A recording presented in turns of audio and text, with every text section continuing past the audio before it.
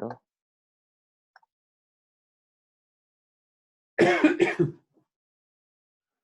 All right. Well, welcome to this week's Franchise Partner Spotlight webinar. Thank you to everyone for listening in.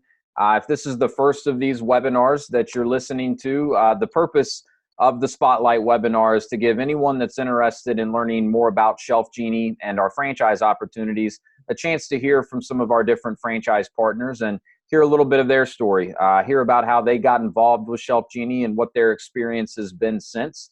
And it's a great opportunity to hear some best practices and really get a good understanding of the business and what it takes to be successful with ShelfGenie. So today I'm have the pleasure of introducing Alex Modica. Alex is our franchise partner in Connecticut as well as New York. Alex has been with ShelfGenie since July of 2009, so a little over 10 years now, which is pretty impressive in itself. But as you can see here, Alex has been very involved in ShelfGenie in numerous ways since joining the system. He was an FAC member from 2013 to 2014. For those that may not know, FAC is our Franchise Advisory Council. So that's a small committee where the members are actually elected by the other franchise partners to kind of represent them. They meet regularly with the executive team in the home office and are very involved in just kind of different strategic discussions and the overall trajectory of the company. You can see that Alex has been involved in some other committees over the years, as well as the recipient of numerous awards. So with that, I'd like to introduce everyone to Alex. And Alex, maybe just kind of start off by, giving everyone listening in a little bit of background on yourself, maybe share a little bit about what you did prior to joining ShelfGenie, what led to you, starting to explore different franchise opportunities, and how did you ultimately land with ShelfGenie? Sure. Hello, everybody. This is a great opportunity. I mean, it's great to share. I'm one of those old dog guys here that have been here 10 years. So yeah. I think the franchise system is 11 years old. So we've been at it a long time. Yep. And we've seen a lot of growth and changes over the years as a company. So it's been really a fun ride. My background is I'm from the apparel industry. So I was in the retail business. I was merchandising, sourcing, design, for companies like Saks Fifth Avenue, Brooks Brothers, and Banana Republic. So that was my background. 23 years. I was lucky enough to travel all over the world, working in factories and creating products. So it's been super fun ride. And like so many people, in 2008, I was senior VP and got downsized. And I said that was the time for me to maybe get off the highway. And go out on my own. So I didn't know what I was doing, to be honest with you. This guy found my resume on monster.com. I'm not even sure they're still around. And I don't know.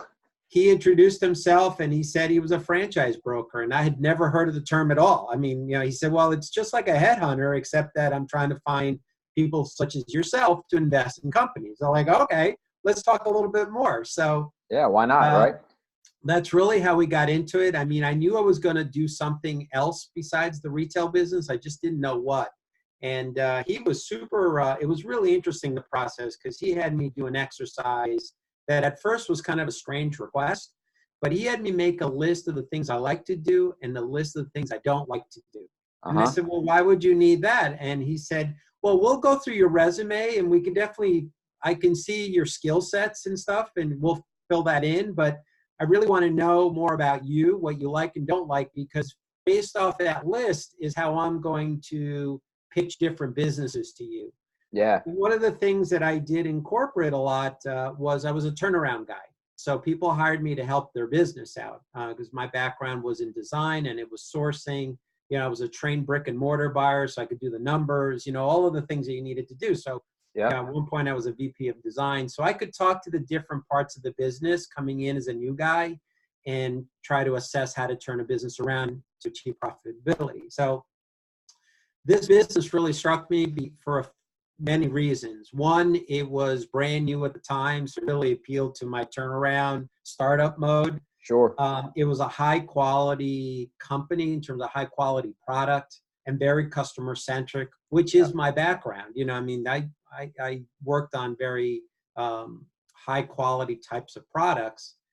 And I don't come from a sales background. You know, my background is merchandising. So I'm used to telling people what I want. You know, I want this size button and I want this type of thing. And so my background is in sales. So one of the things, you know, I know myself and I'm pretty transparent. So you'll know if I don't believe in something, you'll know it. So one of the things that I was looking for was a company that I truly, it resonated to me in my heart. So that way I could really talk about it and go out there and represent my company with a straight, you know, very strong belief system. Yeah. And so that's kind of how, you know, I looked at it, and I questioned it at first, you know, ShelfGenie, only because if you ever saw me try to handle a screwdriver back then, you'd say, Alex, you know, home improvement would not be the place that you'd want to be. Yeah. But as I studied the business more, I realized that I'm not really the doer. I'm not the guy that's going to go and do the installations, nor do you want me to do that. So it really appealed to my skill set, which is, you know, managing a business, trying to grow a business. Obviously, the sales side, you know, because of the passion and the design, you know, I'm problem solving every day. That's right. So that's what I did for companies. So the transition wasn't as great as you would think. And then some of the other factors that struck me, that was definitely on my list of things that I was looking for in terms of company. Again, remember 2008 and 2009, I mean, they were tough times, right? So one of the things I was looking for, I did not want a brick and mortar expense, and I did not want to deal with inventory, which are two things coming from retail. Yeah, I'm very sensitive to both of those pieces. Probably had a bad taste in your mouth for both, especially in that time period.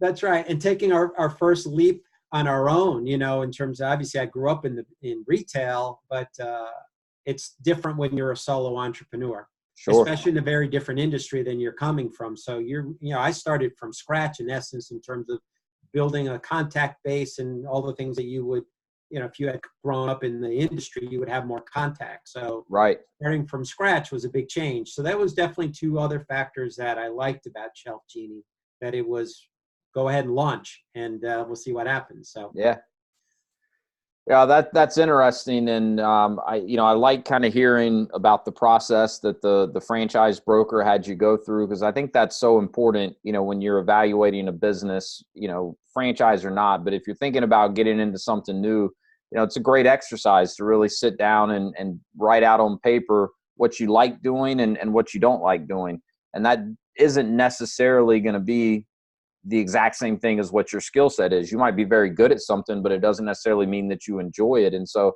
you know, if you do have this opportunity to kind of, you know, start a new chapter and start your own business, you might as well, you know, find something that you are really going to enjoy doing, and it's not going to incorporate so much of the things that you know you don't enjoy doing. And I think ultimately that's going to put you in a much better position to succeed, because you can, you know, as you kind of pointed out, you can wake up every day, you can get excited about what you're doing. It's something that you're, you know, going to be passionate about, and that all translates to, you know, a higher likelihood of success. So I think that's a great exercise that you went through. And I like what you kind of pointed out too, because that's a question I get a lot from candidates, which is, you know, hey, do I need to have a sales background, you know, for this? And I usually, you know, answer that question by saying, no, you don't. In fact, you know, we've kind of been able to demonstrate over the years, you know, from a franchise owner standpoint, and as well with many of our designers who are really the ones in the home working with clients. And, you know, ultimately they're the ones making the sales, but the best designers in our business are not salesy at all. Our approach to sales is very consultative in nature. And so I think that in some cases, not all, but in some cases, someone that comes from a sales background may actually have a little bit of trouble adapting to the ShelfGenie approach to sales, because it is not salesy at all. It's very consultative. It's a soft close. The biggest thing you need to have is passion for what you're doing, because that comes through in the appointment. You know, you're talking about this is not a roof. You know, right. This is not, you know, a roof. No one gets excited about a roof, but you're kind of forced to do it because you have a leak, right? Yeah. Or a basement issue, or whatever. This is an item or a solution that is highly personal, and so you need passion, creativity, and empathy. You need to feel their pain, because if you can really feel that pain, then you can come up with a great solution, and that's really how you get the sale. You can't force it. You can't do some of the tricks that so many of our industry has such a bad, taste in people's mouths of that hard sale. It just Yep. doesn't work with our stuff, because the reality is, unless you're mobility impaired, you don't need to have this. That's right. You want to have this. And so your appointment is more about value building, problem solving, and saying why they would want to have this. So it's not a slam dunk, Yeah. by any means of the imagination. You're exactly right. It is more of a soft close, and it's problem solving. I think that's one of the best ways to describe it. And I use the example pretty often where the best designers or the best salespeople in ShelfGenie, they're great listeners, right? They know how to come in and develop a relationship and develop some rapport with the client, but then they're going to listen, right? And you could have two clients with an identical kitchen, but if the designer's doing their job the right way, you're likely going to have two very different ShelfGenie designs for that identical kitchen, because it's all based on how the client uses it, what they're using the space for, what their frustrations are, what are those the pain points that they have in that area. And then based on that, what the designer's been able to learn through asking questions and listening, they can come up with a design that makes sense. And for the most part, when our designers are out, running these appointments or doing these in-home consultations, it's not like they're going door to door, right? It's a pretty warm appointment. These are people that have, in most cases, proactively reached out to ShelfGenie and said, yeah, I'd love to have a designer come out and take a look and talk to me about my options. So, that alone, if you're following the process that we teach, which is everything, Alex and I just described, if you're solving the problem that they've reached out to us for, you really don't have to close them at all. So there's not much close. Every now and then someone might need a little bit of nudge to get over the finish line, but it's not that, what people typically think of when they think of in-home sales, where, we're coming in and we're being real pushy and using high pressure closing tactics. It's the furthest thing from that. So, yeah, let me call my manager to see if I can get you another 5%. I mean, I don't even understand how people fall for that, to be honest with you. But I don't either. I don't either. A lot of open-ended questions, and I make fun, actually, in appointments. I make fun because the client works hard in the appointment. And what I mean by that, for newbie, people that are considering, they work hard because you're asking them so many questions. I mean, we ask many questions about the internals of their cabinetry, what we're trying to store, like a kitchen designer or a closet designer would be asking on the outside. Sure. We ask them, hey, are you a Costco member? And you'd say, well, why would you ever want to know that? Well, because I know now I have to design a solution that can accommodate bulk ownership in some fashion. Do you love to cook? Are you organic? Are you an organic household, or are you canned goods? Do you like a lot of appliances? And then, so those are all questions that you feel out. And then you also ask some questions to find out how flexible they are, because some people just have a way, right? So you want to get a feel for that personality and say, hey, would you be open to moving this item over there? Because it'll be more, efficient, right? And they'll say, no, I've always liked it on the right. Okay, well, now as you're designing, you're going to run into some resistance on some stuff. And so you're going to pitch a little softer on some things that may be more radical. You're still going to pitch some of it, because you never really know when you'll find just the right thing. And that one thing will get you the sale, by the way. It could be a cutlery insert that you casually mention that we could solve. And they're like, you can do that? I didn't know you could do that. Right. This drawer has been driving me crazy. Yep. That's the icebreaker in that. No matter whatever else you did, that's the icebreaker that all of a sudden gets them over. So it's important to really just be so empathetic and ask a lot of open-ended questions. Yeah, and I think the other thing that does is, it earns the client's trust, right? And people do business with people that they trust, and they can tell that, you're not just trying to sell them something for the sake of selling them something. You're trying to sell them a solution that's actually going to truly benefit them. And people can pick up on that, to the point that you made earlier. If you're out trying to sell something that you don't really believe in, you're going to be able to tell, right? And that's going to come through in the presentation and all of that. So I'm really glad you brought that point up, because that's a question that I get very often, as well as, hey, I'm not handy, so this doesn't seem like it's the business for me. And I'm in the same boat as you. I don't even know, which hand to hold a hammer in half of the time. So, I've never done an installation in our ShelfGenie business, and that's for the best. It's definitely in our client's best interest. So that's really not the role of the owner, in this business. We definitely encourage, especially newer franchise owners, to learn the design side of the business, get out and run some appointments. Even if long-term that's not, where you want to spend your time, you need to really dive in and learn that side of the business. But, the installation side, your time is not going to be best spent going out and handling your installations. That's, really where developing a team of installers that you can delegate to is so critical. So really the role of the owner, as you described, Alex, is, developing and managing a team and growing the business. And that's what, at surface level, sometimes people, maybe don't quite grasp that at first when they look at a business like ShelfGenie. So really, really good points that you brought up there. So let's talk a little bit about your territory. So you have territory in Connecticut and New York. How many territories do you have total? I have 4. 4 territories total. Two in Connecticut and 2 New York. So I'm in the lower part of Connecticut is where I live. So I'm near the border of New York, which is why I have the 2 states. And Yes. I'm north of New York City. So I don't do New York City.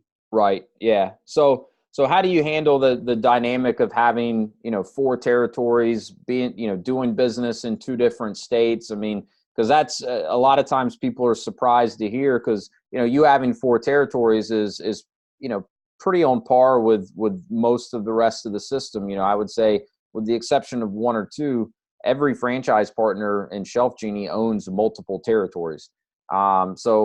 And you alluded to kind of the low overhead nature of the business earlier, but how do you swing, managing 4 territories across 2 different states?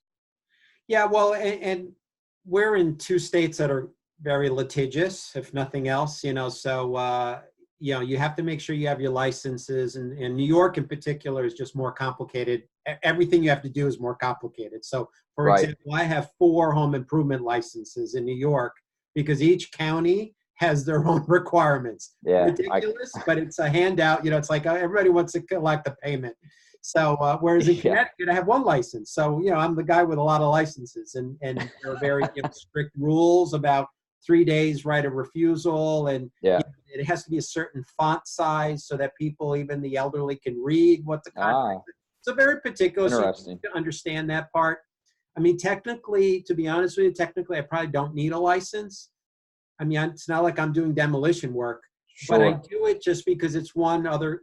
Again, I'm pretty conservative about certain things, and that's just one thing that I take right off the table. Are you licensed and insured? Absolutely. Yeah. End of conversation. So I don't want any. Never want any negatives to come up that way where I can say no, I don't really need a license. And to me, that starts the conversation in a negative light, where now I have to go work even harder to build what type of company we really are. So by saying, yes, I got all my stuff, look at the paperwork, it just adds to the overall credibility and the honesty of my company, the way I run my business.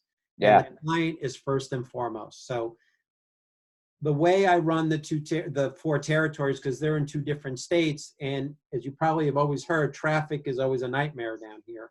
Yeah. So I have 4 installers. That's always been my thing, is to make sure I can handle sales if push comes to shove to some degree. You don't want me doing installs. I mean, I can do them, but there's no guarantee that pullout will be level. Yeah, right. So I've always made sure that I'm compensated aggressively on the skill that I can't really complement. So I have 4 guys that are all finished carpenters. That's another thing that I've evolved over time, is I want finished carpenters and not just like sheetrockers.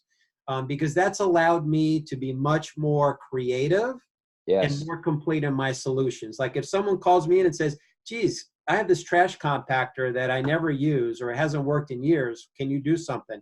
Absolutely. We can build a cabinet for you. I have a door supplier that I can buy doors for. So, now we can do hinges for people too. So we've morphed the business to be able to be more full service for a client. And again, if you can say you're doing soft close hinges for a client because they can't find someone to do that, and that happens to be a pet peeve of theirs, plus you can change a cabinet, transform a cabinet from nothing to a functional cabinet, what are the odds you're going to make the sale? I mean, you're really showing you are a problem solver, custom type of a company.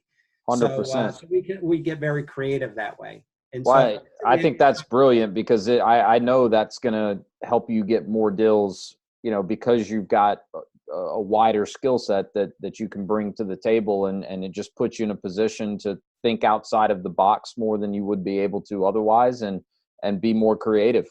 So I think that's great. We've done all kinds of crazy things. We've built storage under staircases. We've done all kinds of crazy stuff because I know my guys are capable to do it. So, that's one of the things you want to think about as you're, for the newbies, perspectives, thinking about that, try to be strategic about that. I highly recommend you run appointments and do some installs because you can't really teach people. On the sales side, you can't teach them to be great designers if you don't really know how to do it yourself and have run into the frustration of not making a sale, do the price or whatever it is, right? On the installer side, you want to know enough so that you're not getting bamboozled by someone who says, oh, this, that, and the other thing, that I couldn't do this, that, and the other thing. If you've done some of it, you can say, that's not true. This is how you would do it, right? Sure. So it keeps everybody honest. And the other reason why I've always liked to have multiple installers in particular, no one can ever hold me ransom. That's right. And God forbid they get into a car accident. Now what happens to my business, Yep. So it's good to think a little bit protective that way. And you're also protecting your clients that way, not only your own business, but you're protecting your clients because client, service, customer service is key. Yeah, it's like with anything, you don't want all your eggs in one basket, so if you're kind of beholden to one installer, they could potentially hold you, ransom in one way or another, or, if God forbid something happened to them, now you're kind of behind the eight ball trying to figure out how you're going to get jobs installed. Right. So what about on the designer side? I know you said you do a lot of the sales yourself, which is great. Do you have other designers on the team or is it just you right now?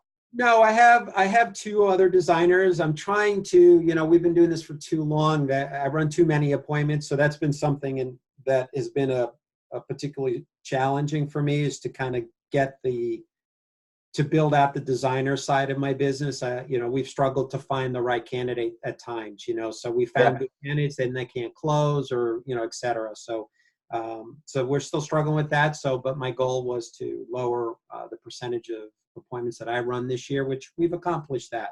So my goal is to reduce it down to maybe about 20% by the time we're done. So in essence, the only appointments I really want to run are the ones that I generated through referrals. Right. Yeah. I do a lot of networking. I'm in a lot of different, whether it's the Chamber of Commerce or the Home Builders Association, trying to make those contacts. So that's kind of where my goal is over the next couple of years is to really divest myself from that, running appointments all day long. Yeah, well, I think that makes sense. And it's always a work in progress. I mean, recruiting and building a team is challenging. And I really try to, when I'm working with candidates through the discovery process, I really try to, drive into their heads the importance, in a business like ShelfGenie of developing a team. And if you are developing a team, then that puts you in a position to scale the business. If you're trying to do it all yourself, I don't care what the business is, but if you're trying to do it all yourself, you're going to hit a ceiling at some point. I mean, you're limited by the amount of time that you have in a day. So absolutely, developing a team is key. You can't do anything else. You can't really do proper follow-ups. You're definitely not doing networking. So you're not moving the business forward if you're just running appointments. So, and that's something that I think when you're going out on your own as a solo entrepreneur, I mean, one of the things I've always told people that are in that transition mode, because there've been a lot of guys over a lot of people in general since the recession have had to make changes. Right. I tell people all the time, look in the mirror and leave your ego at the door. That's your worst enemy. Be honest with yourself for what your risk tolerance is. And the last thing is it's okay to fire yourself from a function. So if you're not good at recruiting, then find someone else that is good at recruiting. Like Sure. that's my Achilles heel, finding people. Sometimes I'm just not very patient. That's Yeah. the one thing I miss from corporate is an HR department. Yeah, sure. Yeah. Because you put out you can put out a job description. And I put a really specific job description, especially for installers, right? I want a finished carpenter, and then you get resumes that, well, I was a forklift operator. Now, where on my description that I put forklift operator? I said, I want a guy with, that's a finished carpenter. So that stuff drives me crazy, and it really slows down my recruiting. So I think that, you just have to know what you're good at and what you're not. And then you just find assets to complement that. I think that's one of the hardest things for a solo entrepreneur to be that honest, but that's the difference of what's going to make you successful or not. Well, it is, because it's very easy to, say, well, look, I can just do it all myself. I'll figure it out. I'll do it myself. And you're going to end up getting in your own way more often than not when you take that approach. And, so I get the feedback sometimes where people will be like, well, it sounds like it's going to be hard to recruit people and to develop a team. And I say, well, yeah, it's absolutely going to be hard. But anytime you're getting into a business for yourself, regardless of what the business is, unless it's a sole proprietorship of some sort, a lot of what is going to determine how successful your business is dependent on the team that you're putting out on the field. Absolutely. And so, P.S. Any business owner you speak to, hiring people is their biggest gripe. Exactly. Hanging on to quality people, finding quality people. It doesn't matter what business you're in, whether it's home improvement or any other industry. That is the biggest. I mean, when you network, that's all you hear is like, I need to find someone. And so you're not running away, don't be afraid about going into a ShelfGenie business because it's hard to find a designer. Because trust me, you're going to have a hard time anywhere. One tip that's always been good is you should be recruiting all the time. All the time. And then, but it's up to me to remember that, right? So, because it's very true. Yeah. And it's hard work. There's no doubt about it. But I mean, you're exactly right. That's a challenge inherent to business ownership in general. It's not a challenge that's exclusive to ShelfGenie by any means. So, well, let's shift gears a little bit, because you actually hit on something that one more thing. Go ahead. When you find them, though, you got them. Like my team, I make fun of my team. We're like the geriatric squad. I mean, one of my installers is literally here from day one in my business. That's awesome. Another one is 8 years. I have one that's 7 years. These are my installers, right? Yeah. One of my designers, he's here 10 years also. I mean, so my team hasn't had a lot of turnover, which also facilitates my lack of ability to recruit because I haven't had a need so many times, right? Sure. So, how you treat the due diligence up front of trying to find the right player and treating him with respect and honesty and being upfront in your expectations when you're going through the hiring process will save you a ton of wasted time, energy, consternation, and all the rest. So we've been very fortunate to have I'm afraid to even say it so I don't jinx myself, but I'll knock on some wood for you. Very stable team, and that's because we try to build a really solid team in that guy, and we speak the same language, which is another piece that's really important. I mean, my guys know, my installers from day one know, customer experience is paramount. Yes. If something goes sideways, which we're human, things go sideways. Yep. Your job is to fix it to the best of your ability right then and there. It's not about the cost. It's not about, you had extra time involved, or we forgot to do something. We forgot to charge for something. You just take care of that client. We'll take everything else offline. And so when you're sending that message all the way through, then it comes through. It's seamless in terms of that client experience between the design all the way to the installation. Yeah. Well, that's such a good point, and I'm glad you brought it up. And I think, so much of what you're talking about comes down to two things. It's setting the proper expectations up front, which, you hit the nail on the head. It's all about the client experience. That's first and foremost. Everything else is second to that. And then it's, having good, clear communication. So, part of your role as a franchise owner and developing and managing a team is making sure that, there's a structure, for good communication with your team. And that, that looks different for different franchise owners. It doesn't have to be the exact same for every single franchise business, but, making sure that your business has, a structure, and that there are processes, and that everyone on your team understands, how they need to communicate with each other. And that you are creating some of that, team chemistry. And I think, that is going to, in itself, is going to go a long way to helping you hang on to people that are really good assets for your team. It allows you to sleep well at night, because you know that because obviously you're not at every appointment, you're not at every install as an owner. So you have to trust that your team is going to represent your company well, in particular installers, because they spend actually more time with the client than the designer does, right? True. And the type of work that they do and how clean they work and all those other elements are really the final touches to the overall experience. Even though they're competent, if they smoke or their pants are hanging down, all the experiences we've all had with home improvement, if you have a really professional execution on the end, it's raving those fans. Yep. So it's important to just set that expectation, and you'll sleep a lot better at night. Yeah, totally agree. So that's a great point. Really glad that you raised that. But you've mentioned networking a few times, and so that is something that I was going to ask you about, because to me, one of if I look at ShelfGenie as a whole, one of the biggest missed opportunities I think, that we have as a system is not capitalizing enough on, referral partnerships and referral opportunities. And, in order to do that, you've got to prioritize networking. And it sounds like that's something that you've really prioritized and made an effort to get really involved in over the years. So maybe talk a little bit about what that looks like for you. Where are some of the places that you've networked over the years? Where have you really had some success doing that? Yeah, and I would tell you, and I tell every prospective franchisee when they call me, the biggest single mistake I made is, that's hard, right? Networking is hard. I mean, recruiting can have its issues, but networking is not a natural thing for most people.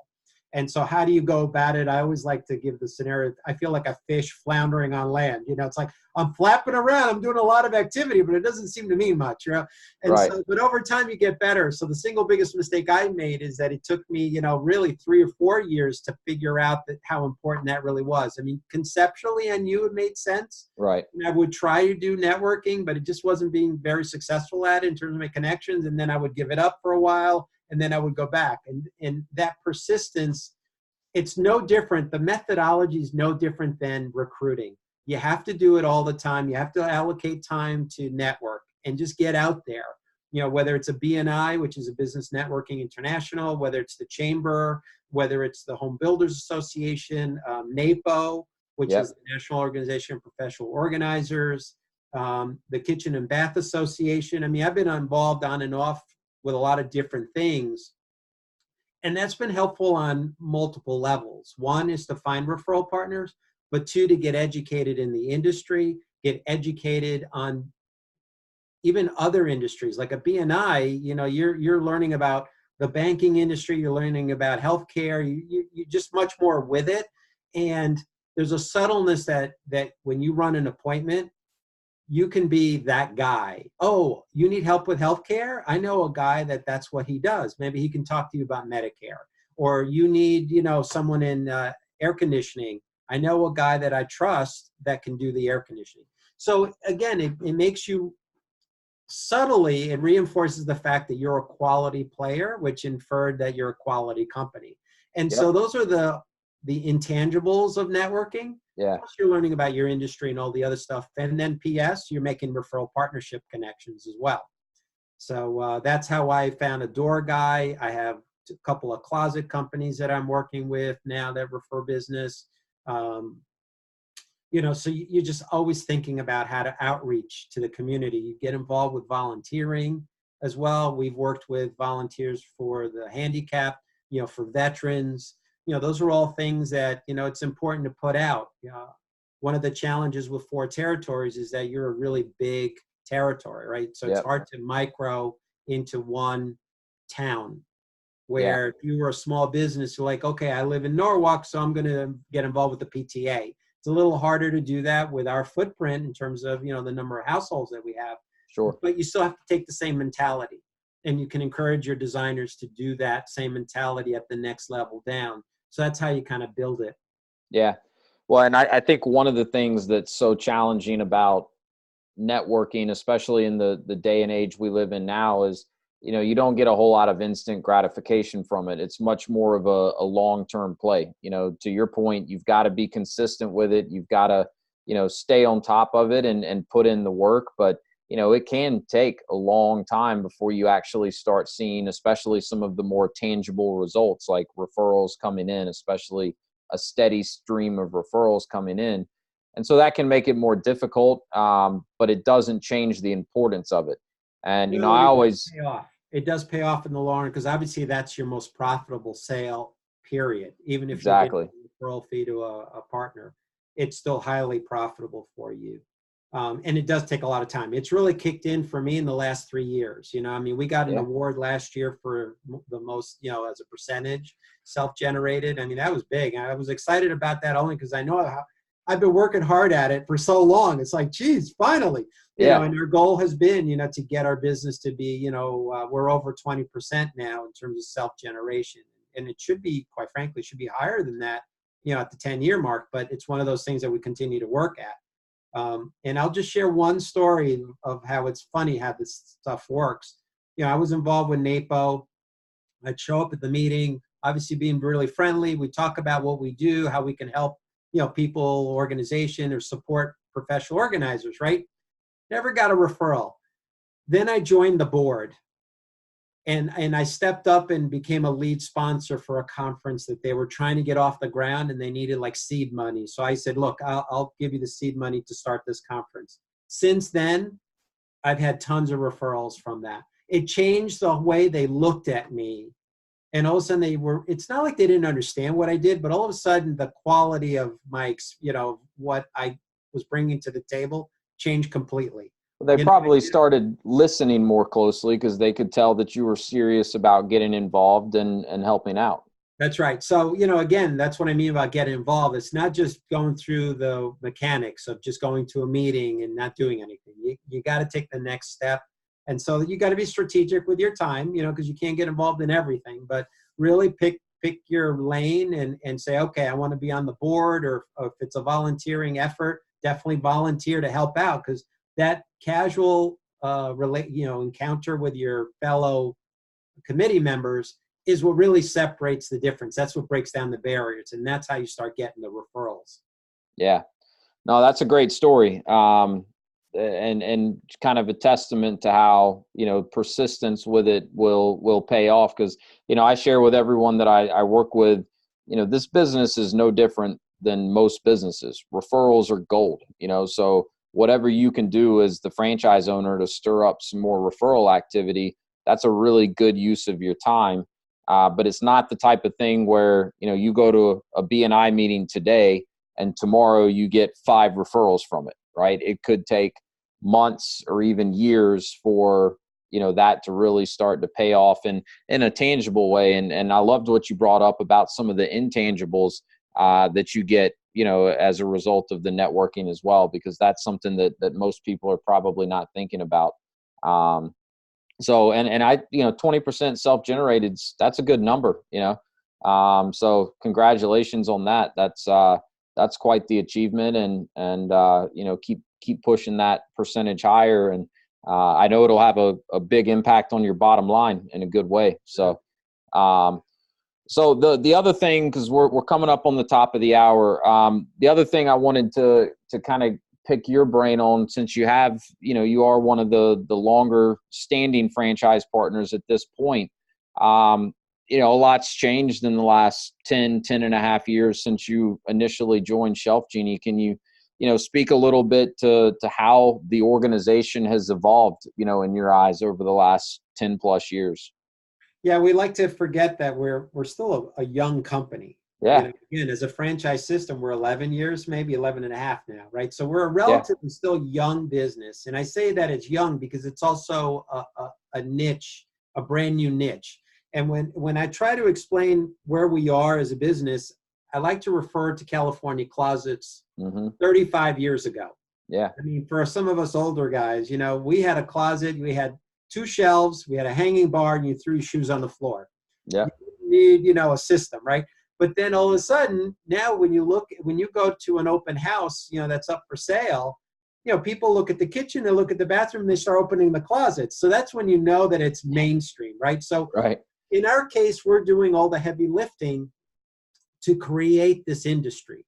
And it's going to come. I mean, it's a lot of hard work, and you don't necessarily get paid right away for all of that work. But we're creating that industry. So with that said, the company's had its ups and downs, like any company that's had fast growth. You stumble, you kind of retool, you know, you adjust your staffing, et cetera, and you push ahead a little bit more. And you've had this ebb and flow, which is a natural process in any young company. Yep. The players that are good today may not have the skill sets you need tomorrow. So that's been an ongoing evolution. We're at a great place now, though. I feel really good about our focus in terms of trying to execute, trying to support the franchise system really better. Yeah. You know, trying to knuckle down on expenses and focus on that part, trying to deliver more growth from a top side perspective. So the focus is really in the right place. So we're building off a really good foundation.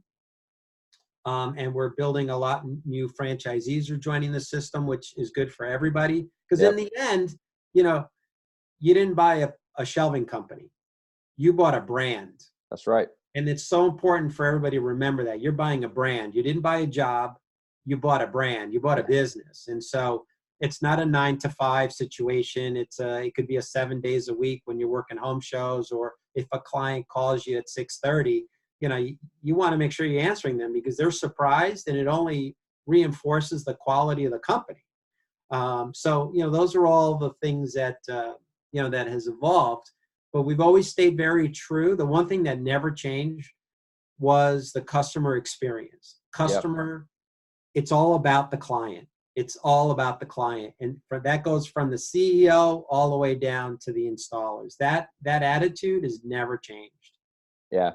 Well, and I'll tell you, because, you know, I certainly was not involved with ShelfGenie in the early days. And you know, ever since I first got introduced to the company, you know, that's the first thing I heard about. And it's been the most consistent thing. You know, we have a name for it now. We call it our noble purpose.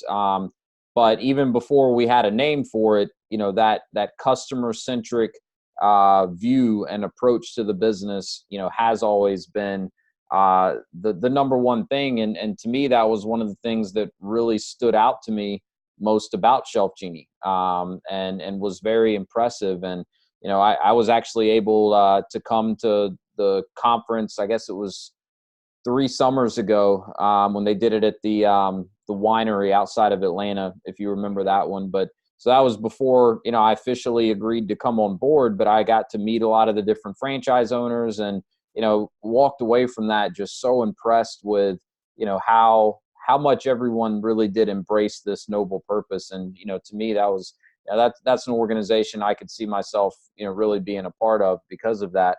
So I would agree with you, you know, based on everything I know, that's been very consistent. But yeah, there's been ups and downs. There's been ebbs and flows, like you said, but I would agree that, you know, we're in a very good spot right now. We've got a lot of positive momentum, with everything that's going on. You know, I think more than ever, the home office and the franchise partners are aligned. You know, our CEO is a franchise owner himself and has been since 2009 as well. So, you know, he has the ability to look at the business through the lens of a franchise owner. And so he's making decisions knowing good and well that the decisions he makes will impact his franchise business just as much as it will the other franchisees. Yeah, he can feel the pain when something doesn't go right. So that's right. Feel it, so does he. So it definitely is an interesting perspective, and definitely I think has really helped the company out too in terms of just getting ourselves back on the solid footing and focused on growth and execution. Yeah, because, you know, in franchising, a franchisor is only as good as the franchisees that they have. And if their franchisees are not successful, they're not going to be successful as a franchisor. So I mean, for franchising to work in general, you need really good alignment. And I think we've got better alignment even than most franchise organizations, would be able to say that they have, if they're being honest. So, where we sit today, what are some of the things that are most exciting to you, looking out to 2020 and even the years beyond that? What I'm excited about are some, a lot of the things that have been put into place this year that haven't really paid off yet, because they're still kind of just setting the groundwork. But the groundwork is so solid now. I think we're really ready to kick butt in terms of really taking our game to the next level and staying the premier pull-out shelving company, the premier one in terms of great design work, great solutions. We can pretty much do anything we need to do to service a client's needs. So I feel really positive about that whole thing. Obviously, I'm positive enough to renew again, so That's right. I'm on the hook for another 5 years. That's right. That's right. Well, I had more. I didn't have as much salt in my hair as I do now. I also had more hair. So that's right. So I'm really excited about the future, to be honest with you. And I know that sounds like a marketing pitch for all our perspectives, but I trust me, I would not be renewing if I was really nervous about it. Yeah. Well, and I love the comparison you made to California closets, because, what we specialize in here at ShelfGenie, custom pull-out shelving and the areas of the home that we really focus on. I mean, it's a very new industry. And I think the word you used earlier was niche, and it's a very fragmented industry. So, we don't have much in terms of national competition. There's not much in the way of any organized competition. I mean, it's not to say we don't have competitors in our own individual markets, but they're usually just small independent companies if there is any competition. And so, I'm actually excited to see more competition come into this space, because it's going to help create more awareness for what we do. And it's going to help make the type of solutions that we specialize in more mainstream, the way closet organization systems are now. And so to me, that's something that's really exciting, because I think, it's just such a new industry. I mean, we've barely even scratched the surface of the possibilities. I mean, the way I always look at it, because I deal with the territories so much, and, we structure our territories based on number of households. And, what gets me excited is kind of doing some back of the envelope math, where I can say, all right, well, look, if we do, 300 jobs a year at our average job price, that puts us over 7 figures in revenue. And if I've got 250,000 households in my territory, and I've worked in 300 households, I mean, I've penetrated a fraction of my market share in terms of number of households. And I've got a pretty nice business on my hands, but there's still plenty of opportunity to keep growing that. So, I mean, even some of our highest volume franchise owners that, they're knocking it out of the ballpark, I don't think they could sit here and tell you today that they've come anywhere close to maximizing the potential of the market that they have. So to me, that's one of the things that really gets me excited about the outlook for our business and the industry that we're in. I agree. Totally. So kind of just final thoughts here, and then we'll let you go. But, what advice would you give to anyone that's kind of in this, position where they're investigating, ShelfGenie, in all likelihood, looking at some other business opportunities as well? I mean, it's kind of human nature to have some fear, uncertainty, and doubt start to creep in when you're on the verge of making a life-changing, decision like this. So, what advice would you give to someone that's kind of experiencing that right now? Yeah, it's what I said before a little bit. You have to risk assess. You need to be an entrepreneur, because in many cases you're buying a brand new territory, right? So you're buying a brand new business. So it's not like the Midas that was in the corner for 20 years where you can look at the numbers and say, oh, okay, if I just maintain, I know I have X income. Yeah, this sure. is a brand new thing. So you're going to have months that are going to be surprising in a positive way, and you're going to have months that are not, right? And you're like, well, I don't know what just happened to me, right? I did everything. My work was the same as last month, but for whatever reason, this month was terrible. So you've got to be prepared for the ride, right? And just stay focused on your activities. It's all about that activity. The consistency is what really will get you through it and get you to the long run in terms of a nice, successful program. you know, and again, some of these lines, you know, you didn't buy a job. I think that's really important. Some of the franchisees that I've seen fail Yeah. just never made the transition that they're an owner. And I love when people say, oh, you own your own business, so you set your own hours. Oh yeah, absolutely. 7 days a week, all the time. Whenever a client needs my services, you know, I'm there. I got to help them out. Now, that doesn't mean I can't take time off. It doesn't mean that I can't go see the soccer game for my son. It doesn't mean any of that stuff. I do Sure. control somewhat, but you also have another sense of, you know, responsibility. The one thing that I really, you know, part of the reason why I decided to go with a franchise is, you know, I was coming from corporate, and though I was in the business world, it's a very different animal to be a solo entrepreneur. Yeah. And one of the things that I liked about our system and franchising in general, but our particular company, is how accessible everybody is. I mean, we have a KPI report, right? A key performance indicator report. And I actually helped develop that with our old CEO because, you know, I'm a little competitive. And so I'm sitting here in my own island, you know, in Connecticut. It's like, well, I don't know how well I'm doing relative to other people. So we Yeah. created the KPI report so that you can look at it and say, wow, you know, Seattle, they kicked it out of the ballpark this month. Let me call them and see what they did. What actions did they do? Like, what just happened? Was it luck, or did they actually do a strategy? And you know, you can't export 100% because obviously the West Coast versus the East Coast and the South versus the North. You know, there's all the subtleties of your geography, but the fact that you have someone that you can call that is sharing the same struggles that you are is huge. And Yep. our system from day one, regardless of the ups and the downs, you know, et cetera, has always been open for any franchisee to call another one and share and give material and anything else, any other type of support to help them be successful. And I think couldn't that's agree one of the more. great things about our system is that everybody's always been very, very caring.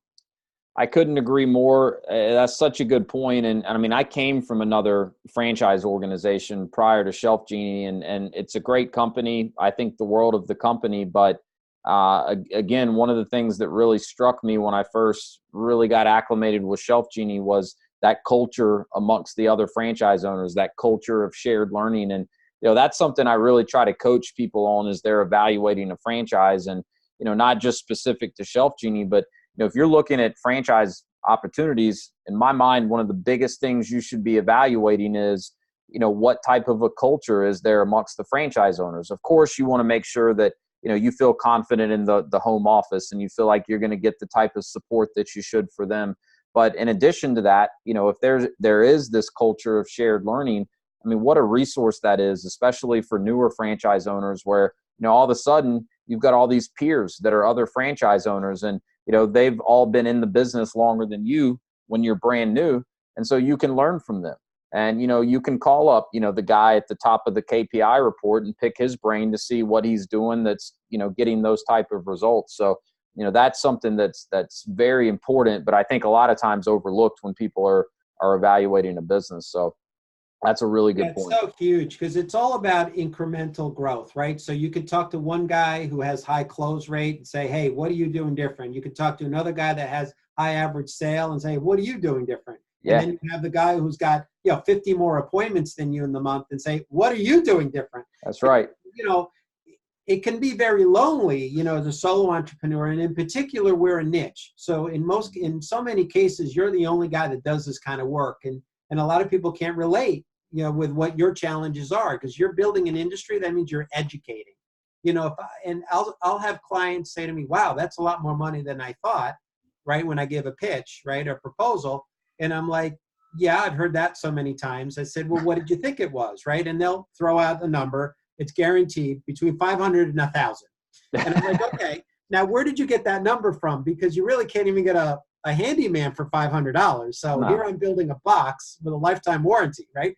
So where did you get that number? Well, I don't know. That's kind of what I thought it would be. So then I'll ask the question, because I've been doing this a long time.